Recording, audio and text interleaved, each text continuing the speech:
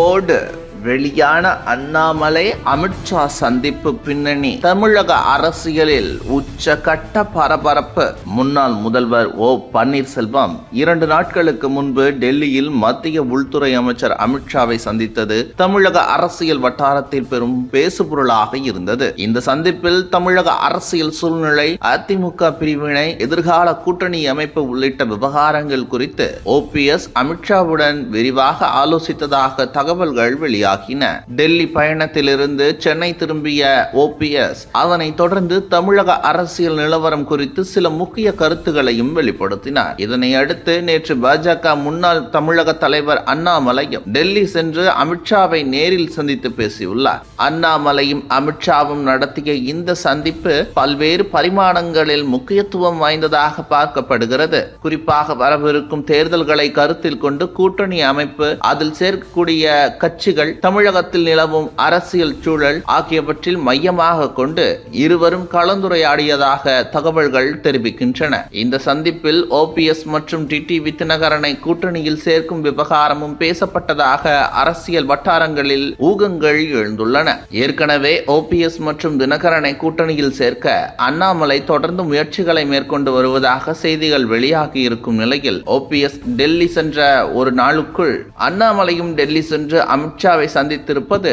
தமிழக அரசியலில் புதிய சமிக்ஞைகளை உருவாக்கி உள்ளது. மேலும் இந்த முக்கிய சந்திப்பின் போது பாஜக தேசிய தலைவர் JP நட்டா, PL சந்தோஷ் உள்ளிட்ட முக்கிய தலைவர்களும் உடனிருந்ததாக கூறப்படுகிறது. இதனால் வரவிருக்கும் நாட்களில் தமிழக அரசியலில் கூட்டணி கணக்கில் பெரிய மாற்றங்களுக்கு வாய்ப்புள்ளதாகவும் அரசியல் நிபுணர்கள் கருதுகின்றனர். திமுக ஆட்சிக்கு எதிராக வலுவான மாற்றுக் கட்சி சக்தியை உருவாக்குவதற்காக பாஜக முன்னாள் மாநில தலைவர் அண்ணாமலை பலதரப்பட்ட அரசியல் ராஜதந்திரங்களை கையாண்டு வருகிறார். மாநிலத்தில் தன்னுடைய தனிப்பட்ட மக்கள் அடிப்படை மற்றும் இளைஞர் ஆதரவை அதிகரிப்பதோடு எதிர்க்கட்சிகளுக்குள் காணப்படும் பிளவுகளையும் பயன்படுத்திக் கொள்ளும் வகையில் அவர் பல்வேறு அணுகுமுறைகளையும் மேற்கொண்டு வருகிறார். அதிமுக முன்னாள் தலைவர்கள் ஓ பன்னீர்செல்வம், டிடிவி தினகரன் போன்றோர் மீண்டும் கூட்டணியில் சேர்த்துக் கொள்ளப்படுவது குறித்து நிலவும் பேச்சுவார்த்தைகளும் அண்ணாமலையின் அரசியல் கணக்கீட்டின் ஒரு பகுதியாக கருதப்படுகின்றன. திமுக அரசியல் நடவடிக்கைகளை